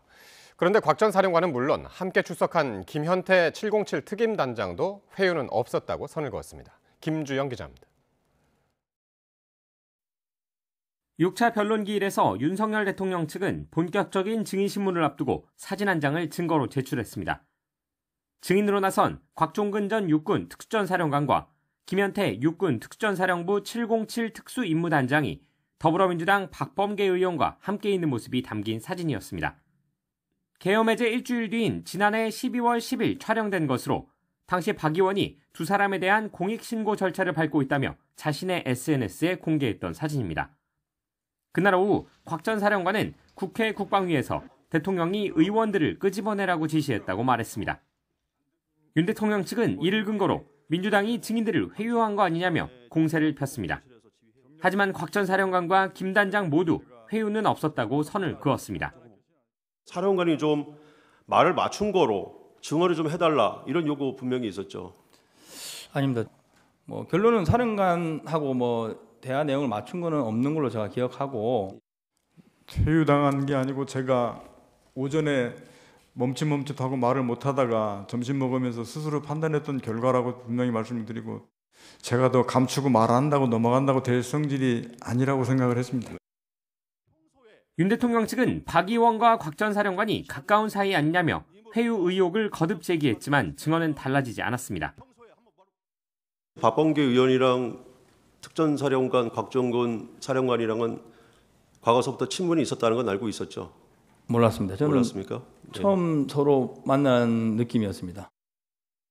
회유 관련 질의가 이어지자 방청석에 있던 민주당 의원들은 황당하다는 반응을 보이기도 했습니다. 반면 윤 대통령 법률 대리인단은 6차 변론기일 후 배포한 입장문에서도 박 의원 등 민주당이 곽 전 사령관에게 도움을 주겠다며 진술을 유도했다는 의혹을 이어갔습니다. YTN 김주영입니다. 윤석열 대통령의 내란 혐의 재판과 더불어민주당 이재명 대표의 대장동 의혹 형사재판을 맡는 재판장들이 서울중앙지방법원에 그대로 남습니다. 윤 대통령과 김용현 전 국방부 장관 등의 내란 혐의 재판을 담당하는 서울중앙지법 형사합의 25부 재판장, 지귀현 부장판사는 서울중앙지법에 그대로 남습니다. 또 이재명 대표의 대장동 의혹 사건 재판장인 중앙지법 형사합의 33부 김동현 부장판사도 유임하지만 두 재판부 모두 배석 판사들은 교체됩니다. 다만 오늘 인사는 어느 법원에 소속될지만 결정하는 것이어서 법원 내 사무분담 조정에 따라 담당 재판부는 변동될 가능성이 있습니다. 박현수 행정안전부 경찰국장이 수도 서울의 치안을 책임지는 경찰 2인자인 서울경찰청 직무대리로 인사 발령됐습니다. 박 국장은 윤석열 정부에서 대통령직 인수위원회와 국정상황실을 거치며 3차례 승진을 거듭했는데 야권에서는 박 국장의 이번 승진을 두고 윤 대통령의 옥중 인사가 아니냐며 반발하고 있습니다. 특히 박 국장은 지난해 12월 3일 비상계엄 선포 이후 조지호 경찰청장과 수차례 통화하고 이상민 전 행정안전부 장관에게도 전화 보고를 한 것으로 파악돼 계엄 관여 의혹이 제기됐습니다. 정부와 국회의장 또 여야 대표가 모여서 민생 문제를 논의하기로 한 국정협의회 4자 회담 개최가 불투명해졌습니다. 회담 의제가 아직 정해지지 않았다는 게 이유인데 여야는 서로를 향해서 비난전을 벌였습니다. 홍민기 기자입니다.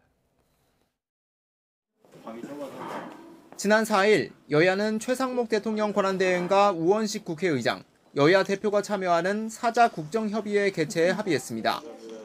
반도체 특별법과 추경 등 직면한 민생 문제에 단판을 짓자는 거였는데 불과 사흘 만에 갑자기 회담 개최가 미뤄졌습니다. 세부 의제를 합의하지 못한 채 모여 난상 토론만 벌이는 건 무리라며 여당이 돌연 연기를 요청한 겁니다. 실무협의서 먼저 교통 정리를 하고 합의할 수 있는 수준까지 도출된 다음에 국정협의회를 하는 게 좋겠다. 민주당은 곧바로 깊은 유감을 표한다며 불쾌한 기색을 내비쳤습니다.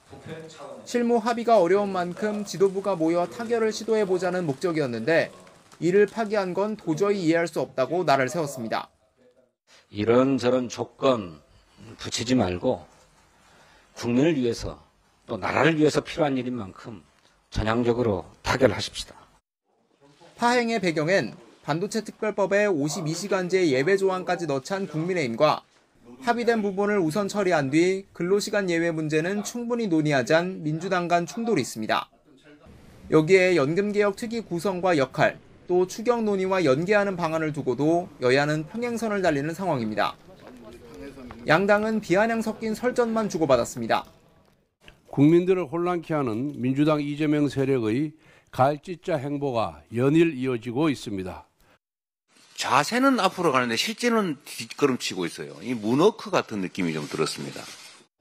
반도체 특별법과 연금개혁 문제는 사실상 여야가 이미 큰 틀에서 접점을 찾은 상황이지만 일부 핵심 쟁점을 두고 국정 주도권 다툼이 이어지면서 결국 정치권이 민생을 외면하고 있다는 비판도 나옵니다. YTN 홍민기입니다. 대통령까지 나서 엄청난 매장량을 기대하게 했던 대왕고래 프로젝트. 첫 탐사 시추는 결국 실패로 끝났습니다. 정치권 공방 속 관련 예산마저 야당이 대폭 삭감한 상황에서 앞으로 남은 시추 작업을 진행하기까지는 난관이 예상됩니다. 이종구 기자입니다.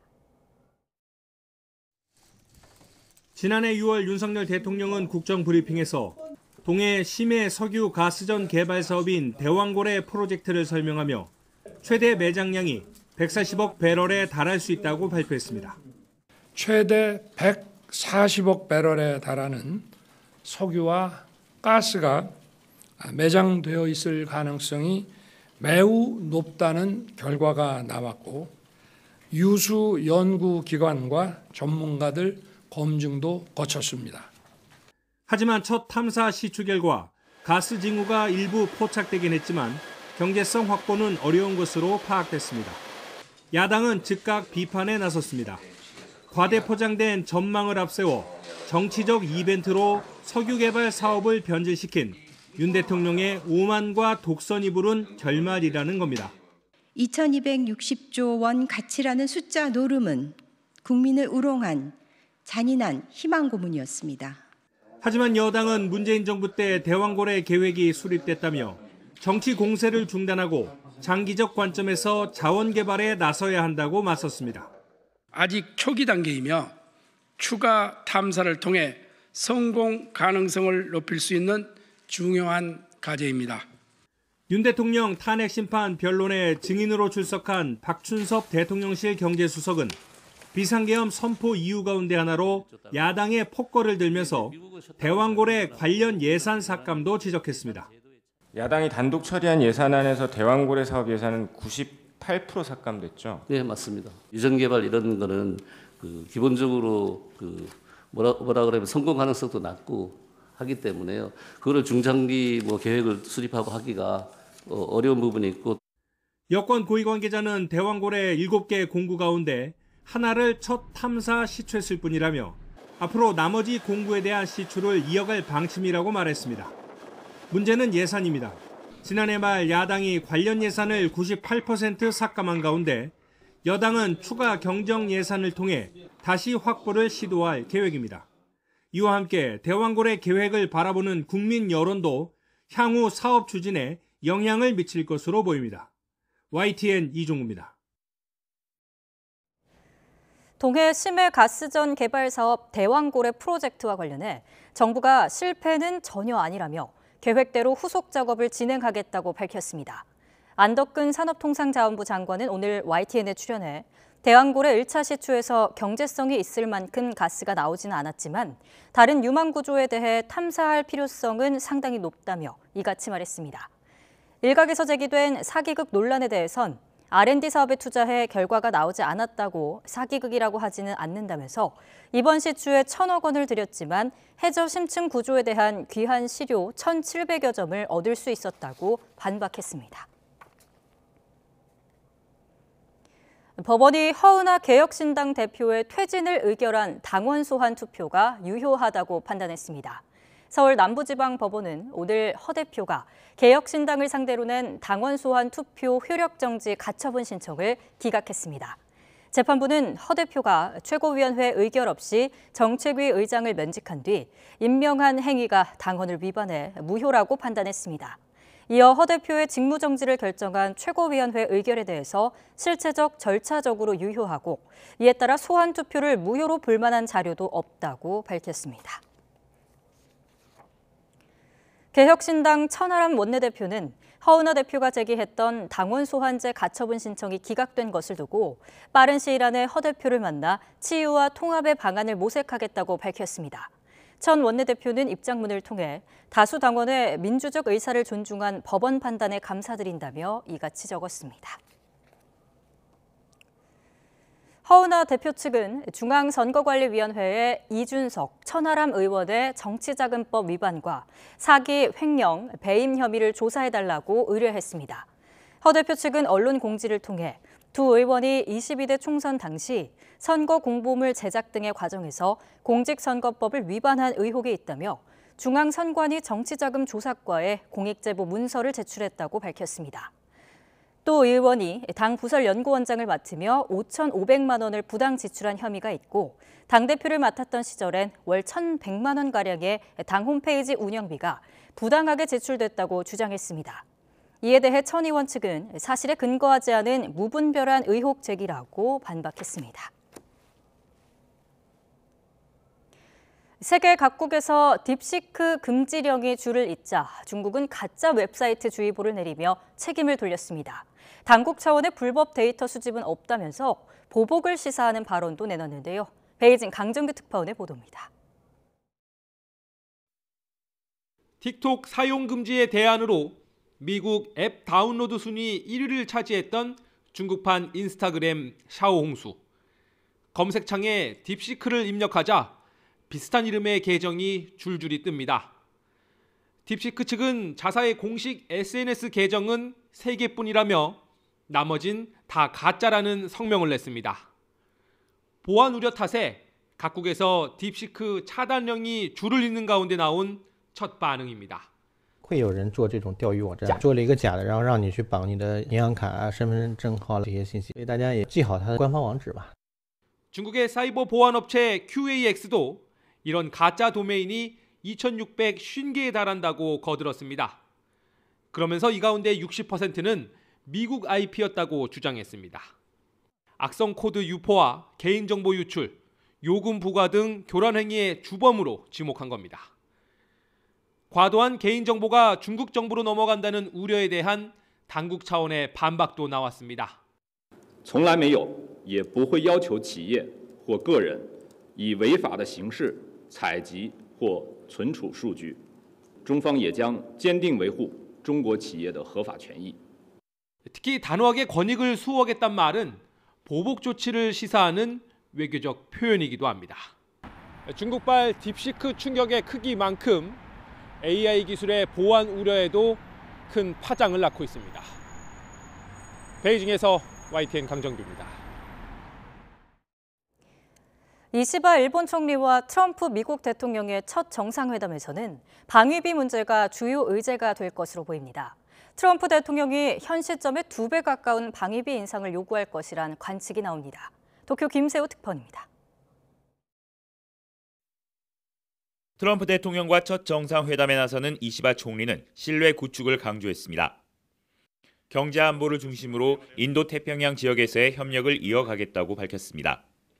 この地域あるいは世界全体の発展のために平和のために力を合わせてやっていきましょうということを確認できたらいいなと思っております. 일본이 대미 투자 1위라는 점, 그리고 오는 2027년까지 방위비를 일본 GDP의 2%로 올리기로 한 것도 강조할 것으로 보입니다. 하지만 트럼프 대통령의 성에는 차지 않을 것이라는 데 무게가 실립니다. 트럼프 일기 때 주일 대사를 지낸 빌 해거티 공화당 의원은 트럼프 대통령이 방위비를 GDP 3% 이상으로 올리라고 요구해도 놀랍지 않다고 말했습니다. 2024 회계년도 일본의 방위비 예산은 GDP 1.6% 수준이었는데 2배 가까운 수치입니다. 2027년까지 단계적으로 올리기로 한 2%보다도 50%나 많습니다. There's a lot of speculation in Japan. Trump's going to ask Japan to spend 3% or more on defense. At 2% is not enough. I wouldn't be surprised. I wouldn't be surprised. 교도통신도 트럼프 대통령이 방위비 증액을 압박할 것이 확실하다고 전했습니다. 그러면서 미국산 장비를 구매하는 것이 특히 중요할 것이라는 미 정부 관계자의 발언을 전했습니다. 트럼프 대통령은 북대서양 조약기구 나토에도 GDP 대비 5%까지 국방비를 지출하라고 요구했습니다. 트럼프 정부는 중국 견제를 위해 일본, 한국과 방위 협력을 추진할 계획입니다. 일본의 방위비를 올리라는 압박이 거세지면 한국에도 같은 요구를 할 가능성이 큽니다. 도쿄에서 YTN 김세호입니다. 시진핑 중국 국가주석이 오는 10월 경주 APEC 정상회의와 관련해 국가주석의 참석은 관례라며 관련 부처와 방안을 진지하게 검토하고 있다고 밝혔습니다. 시진핑 주석은 제9회 동계아시안게임 개막식 참석차 중국 하얼빈을 방문한 우원식 국회의장을 만나 APEC 정상회의를 계기로 방한해달라는 우 의장의 요청에 이같이 답했습니다. 시 주석은 이번 면담에서 오 의장과 나란히 앉아 정상급으로 예우했습니다. 당초 15분으로 예정돼 있던 면담 시간도 3배 가까운 42분 동안 진행됐습니다. 고환율과 유가 상승, 농산물 작황 부진에 연초부터 생활물가가 들썩이고 있습니다. 한국은행 기준금리 결정에도 영향을 미치지 않을까 우려가 됩니다. 이승은 기자입니다. 연초부터 커피와 가공식품 등 먹거리값이 줄줄이 오르고 있습니다. 지난달 배추값도 1년 전보다 67% 올랐고 무와 당근은 80% 가까이 뛰었습니다. 지난달 소비자 물가 상승률은 2.2%, 국민 체감 물가인 생활물가 상승률은 더 높은 2.5%였고 외식 물가 상승률은 2.9%를 기록했습니다. 소비는 아직 제가 작년에 워낙 많은 지출이 있었다 보니까 올해는 소비를 좀 줄일 계획입니다. 물가 상승 기세는 당분간 꺾이지 않을 것으로 보입니다. 고환율 속에 서울 주유소 휘발유 값이 보름 넘게 1리터에 1,800원을 넘었고 파리바게뜨, 롯데 웰푸드, 빙그레 등 가공식품값 인상 소식은 끊이지 않고 있습니다. 폭설과 강추위에 봄배추도 작황이 우려되고 대학 절반 이상이 등록금 인상 대열에 합류했습니다. 정부는 유류세 인하 2달 연장, 농축수산물 할인 지원 300억 원 추가, 다음 달 온누리 상품권 환급 행사 등 물가 안정 조치를 내놨습니다. 하지만 고환율과 고유가가 이어지는 데다 미국 정부 관세 정책 본격화 등 외부 변수가 크고 국회 교착 상태도 정책의 효율성을 해치고 있는 상황입니다. 영세 소상공인 점포 소비에 대한 소득 공제 확대와 중소기업 시설 투자 가속 상각 특례 신설을 위한 조세 특례 제한법 개정안 등 민생 핵심 법안이 2월 임시국회에서 처리될 수 있도록 국정협의회를 통해 국회와 긴밀히 협의하겠습니다. 정부가 전망한 올해 물가 상승률은 1.8%. 정부와 한해는 하반기로 갈수록 물가 상승률이 둔화할 것이라고 밝혔습니다. 하지만 당분간 물가 상방 압력이 이어지면서 체감 경기는 더 어려워질 것으로 보여 경기 침체와 물가 상승이 함께 발생하는 스태그플레이션 우려까지 나오고 있습니다. YTN 이승은입니다.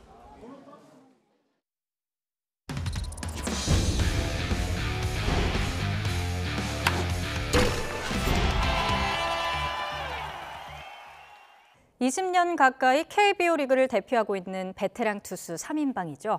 한화 류현진과 기아 양현종, 또 SSG 김광현 선수가 앞다퉈 공의 속도를 높이며 시즌 준비에 한창입니다. 이경재 기자입니다. 여름을 지나고 있는 호주 멜버른에 캠프를 차린 한화 이글스. 류현진이 불펜 피칭에 나섰습니다. 빠른 공의 속도를 끌어올리며 포수 미트에 정확하게 꽂아 넣습니다. 커브도 큰 각도로 홈플레이트 앞에서 뚝 떨어집니다. 1차 30개에 이어 2차에 40개. 복귀 무대였던 지난 시즌보다 빠르게 몸을 만들고 있습니다. 무리하지 않는 선에서 저의 몸 상태를 생각하면서 던졌는데 지금 날짜를 생각해도 지금 상황에서 좀 너무 좋은 것 같아가지고. SSG 김광현도 다른 투수들과 함께 투구수를 늘려가며 훈련 강도를 높이고 있습니다. 올 시즌엔 주장까지 맡아 어깨가 더 무겁습니다. 주장이라는 이 부담감이 좀 있어서 그런 거 말고는 몸 컨디션적으로는 크게 문제 없는 것 같아요. 기아 양현종도 10살 어린 선수들과 함께 구슬땀을 흘리며 자신의 계획에 맞게 체력을 끌어올리는 데 집중하고 있습니다. 근데 저는 약간 만들어지는 단계. 선수도 이제 만들어서 힘을 쓰려고 하는 그러니까 이제 남들보다 더 많이 해야 되는 게 맞아서. 부록을 바라보는 나이지만 세 선수는 지난 시즌에도 모두 10승 이상씩을 거두며 국내 투수들 가운데 최고의 성적을 올렸습니다. 20년 가까이 우리나라를 대표하는 베테랑 3인방이 올해도 마운드에서 새 역사를 쓰기 위해 뜨거운 겨울을 보내고 있습니다. YTN 이경재입니다.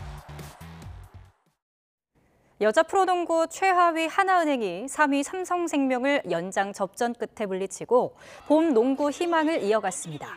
하나은행은 여자 프로농구 정규리그 홈경기에서 삼성생명을 63대 60으로 꺾었습니다. 프로배구 대한항공이 요스바니의 맹활약을 앞세워 짜릿한 역전승을 거뒀습니다. 대한항공은 서울 장충체육관에서 열린 V리그 남자부 경기에서 32점을 뽑은 요스바니의 활약에 힘입어 우리카드의 역전승을 낚았습니다. 대전에서 열린 여자부 경기에서는 3위 정관장이 54점을 합작한 부키리치와 메가의 활약에 힘입어 2위 현대건설을 3대1로 제압하고 승점 차를 3으로 좁혔습니다.